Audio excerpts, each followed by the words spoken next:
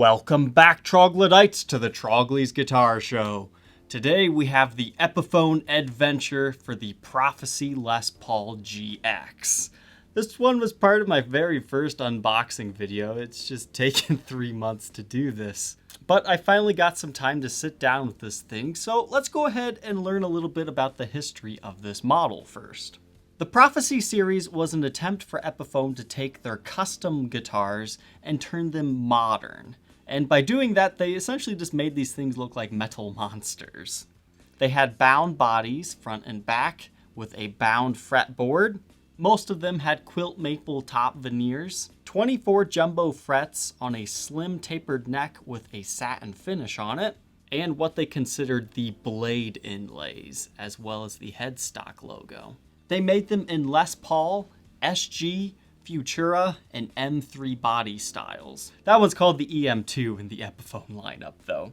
Within the SG and Les Paul body shapes, they offered two different series, the Prophecy EX and the Prophecy GX. The difference there lies within the first letter. EX means it'll have EMG pickups, and then GX meant it had Gibson pickups. In this case, the early runs got Gibson's Dirty Fingers pickups. The Futura and EM body styles came in EX and FX for Floyd Rose and non-Floyd models. But that's pretty much the gist of these things. They're meant to be high-end Epiphones, and the ones with Gibson pickups seem to be very sought after. However, if you go to your favorite guitar store today, you're going to say, the modern ones look different. Strictly talking about the Les Paul version now, the Prophecy series was first unveiled in 2008. They came stock with an ebony fretboard with a master volume and tone. Keep in mind you can coil split your pickups as well. The Dirty Fingers pickups, and once again the blade inlays. I'm not really sure when they swapped it to a different style, but the new ones have a rosewood fretboard. They have the traditional layout of 2 volumes and 2 tones.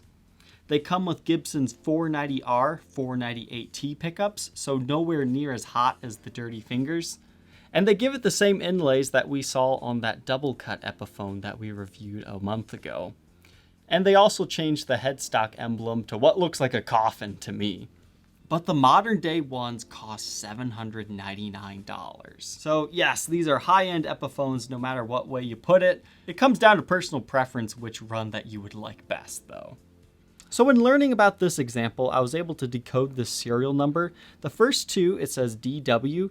That means it's from the Daewon plant. But then the next 2, 08, stands for the year it was made. 03 stands for the month of the year. So this was made in March. And it was the 1,853rd in production. I like it when serial numbers make sense like that. So now my reaction to this guitar. I was pretty happy with this. I thought it played really well and it felt, like a high-end instrument. I'm at home on this example because I have Gibson pickups, so it's a very familiar sound to me. So it was definitely a quality tone from this instrument. I really dig the look and I'm loving this whole quilt maple top veneer here. And even the back is a nice, beautiful instrument, but I'm guessing it's a similar story there. Because if you look around the sides here, you can see a bunch of different seam lines. I think I counted like 6 or 7 pieces making this thing up. So it's definitely a multi-pieced mahogany body. And you also have the mahogany neck. Again, the ebony fretboard, which was really nice. You got the sweet inlays. It's just a really fancy looking guitar and it also sounds pretty good. I can see why people dig these things. The coil split makes it very versatile. However, I can't say I necessarily preferred the split coil sounds. And I really like the idea of these initially coming with a satin finish neck. Now you can tell this one's been played a lot, so it's been turned naturally into a gloss again, but take a look at the back of the headstock and you can see how it's kind of more dull finish. That's what the neck used to be. And I'm a fan of that nice smooth feeling, but honestly I have no problems with gloss either because that's just what I'm used to on most instruments. The 24 frets, it doesn't mean much to me, but I can see how that would be great for some other players. But some cons of this instrument is look how crowded this looks. They've changed the pickup spacing. Now, it's just an optical illusion that the Prophecy looks smaller than this Les Paul Custom, but you can see how the spacing's different and it just looks a little bit goofy. And they've altered the control locations, cutting it down by 2 and moving them up a bit more for volume swells. When comparing them side by side, the Prophecy looks crammed and I don't like it, but when I'm just playing this guitar, I really don't notice it as much. But really, besides that, I can't find too much more that I didn't really enjoy about this guitar. This particular one was set up really nicely. You can get some nice and low action here. And the frets, I really dig this style. They're kind of tall frets, but not too tall. That's the thing that I don't really like about the Zoot Suit SGs and things that have super tall frets. They're so tall, I tend to bend the note out of tune just by my pressure of playing it. So if you hate that phenomenon, this one does not have that, so I was very impressed with that. So now that I've talked about it, let's go ahead and rip it apart on the bench, take a look at its parts, and then we'll get to a playing demo. So these are supposed to be Gibson USA Dirty Fingers pickups, right? They've got the writing on the outside, but on the back they're not actually marked Gibson USA. I thought that was kind of strange, so I pulled up some photos of other Dirty Fingers pickups, and I don't think the modern day ones actually have the Gibson USA base plate. All you ever see is that sticker covering that area, so I guess I learned something today. But you can see you've got the double row of pole pieces, and these are pretty hot pickups. We'll get the measurements here in a minute, but both of these are the standard Dirty Fingers pickups. As far as the routes go, that's your neck tenon, and I believe this is just a quilt maple veneer over the mahogany body. It's kind of hard to tell because of all the shielding paint that they put in here though. Neck pickup reads 15.5, middle position around 8, and the bridge position around 15. Now keep in mind you can coil split these as well to get about half the readings.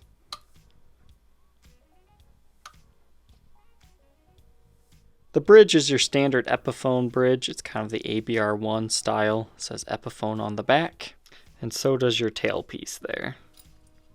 One thing to mention about these knobs is they absolutely suck. These things just come off really easily because they don't have a tightening screw on them. Now, I believe these were initially like glued to it, but I mean, you can see both of these, they just come off super easily. So if you're ever shipping one of these guitars, definitely take these off because when I received this one was trying to ding up the top, it fell off. And that's kind of inconvenient when you've got a push-pull pot as well. So yeah, they weren't thinking that through too well. But they do have these cool like ruby tops to them with the knurled sides.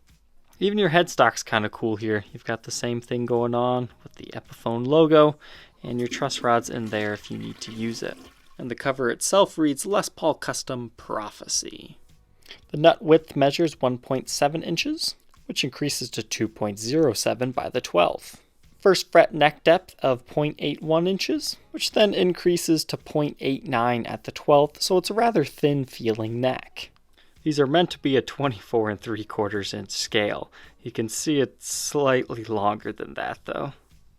Onto the back side here, you can see the beautiful wood grain, but inside the cavities, once again, you have all the shielding paint. You have your coil split switch there in a regular pot. It looks like just a generic 500k ohms pot. And here's what your toggle switch looks like. The instrument does have binding on the front and back, but you also have it on this little heel thing right here too, so that's kind of an interesting feature. And then there's your serial number with Grover tuners. This example weighs 8 pounds, 5.7 ounces. Clean tones, neck position.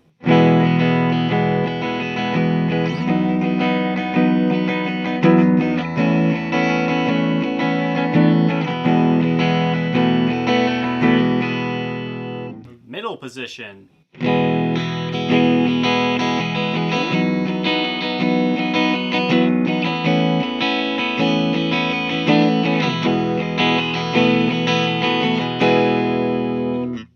Bridge.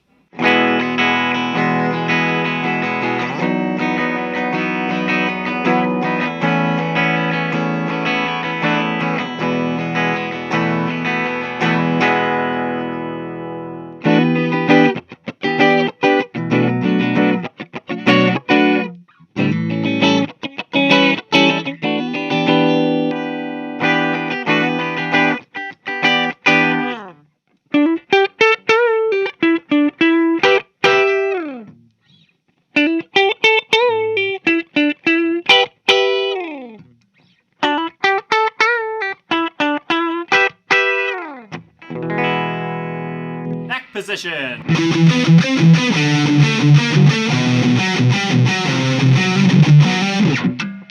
Middle.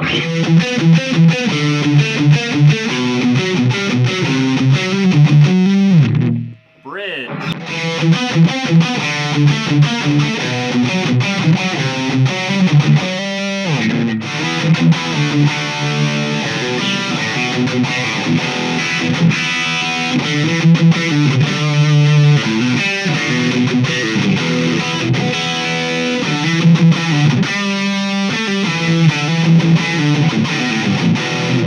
Now we'll do some coil split tones. Blacklight on to help you tell the difference.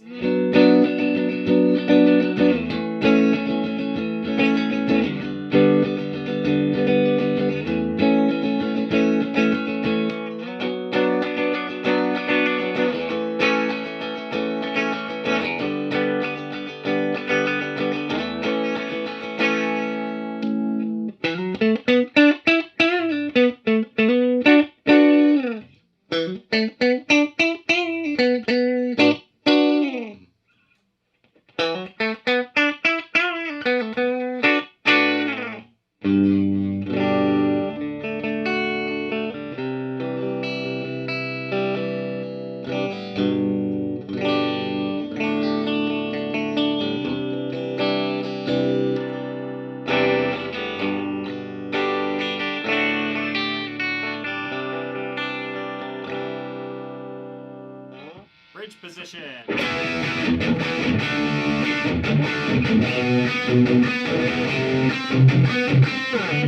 Middle.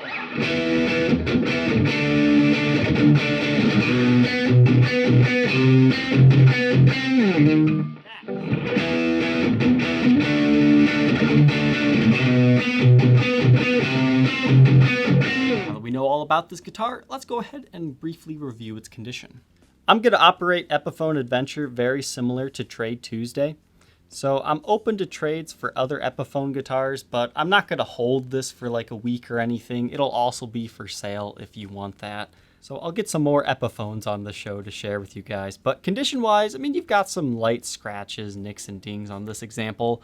I would suggest replacing the nut. It's worn a little bit too low on the A string. You can kind of hear it buzz.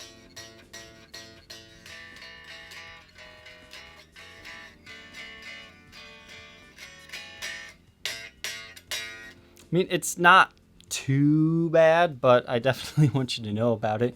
You could do that baking powder super glue trick and just recut it if you wanted to. But I was surprised once I plugged it in, I really didn't notice that. The frets do show some considerable flattening in many areas. I want you to be aware of that as well. But again, I did not notice any deficiencies in how it played. So level recrown job, yeah, maybe in the future, but as of right now, I think you're in good shape. Face of the guitar, it's got lots of scratches. I used the Virtuoso cleaner on this, but I did not do the full polish job. I just wanted to get kind of some of the gunk off from the previous owner. So it's in good shape, no major gouges or anything. Original pickups in there yet. Back of the instrument, you can see you've got some light nicks and dings to the back of the headstock. And again, the finish has been turned completely gloss on the back of the neck due to how much it had been played. But no like major gouges or anything. The back is quite beautiful. I like the way that this veneer looks. You've got some buckle marks and whatnot, but nothing too crazy. All the electronics work just fine. And running the light along the side, you can kind of see all those multiple pieces that make this body up. And I believe somebody swapped this out for Schaller strap locks instead of the Epiphone system. I could be wrong on that. This might be the Epiphone one, but my Schallers fit on it just fine. Oh, this looks cool, guys. So the binding glows everywhere, so they clearly use a different type of binding than Gibson does. Because usually it's only the headstocks on Gibsons, for modern day anyways, that'll glow. But this one, you can see how that does. But the finish is not necessarily glowing itself because it's poly. I'm not really sure if polys are supposed to glow. Most times they don't, sometimes they do. I think it just depends on how much sunlight they've had. Whereas most nitro finishes, they'll always glow at least a little bit. So no breaks, cracks, or repairs, but man, this thing would look cool on stage. I just love this. That's awesome. This instrument does have an Epiphone hardshell case. It's got stickers all over it. You got a Jabba the Hutt. There's a Diodario there. And on the back side, you've got the XL Diodario sticker. You've got 3 latches on the front of this case, and then the interior is kind of a dark charcoal gray color, and they only got 1 neck rest. I mean, this kind of acts as a second one, but it definitely does the job. If you think you might be interested in being the next owner of this Epiphone Prophecy with Dirty Fingers Gibson pickups, feel free to check out that link in the description that will take you to the Reverb for Sale ad. Thank you, Troglodytes, for watching. Don't forget to like, comment, and subscribe, and we will see you tomorrow on the next episode. Take care.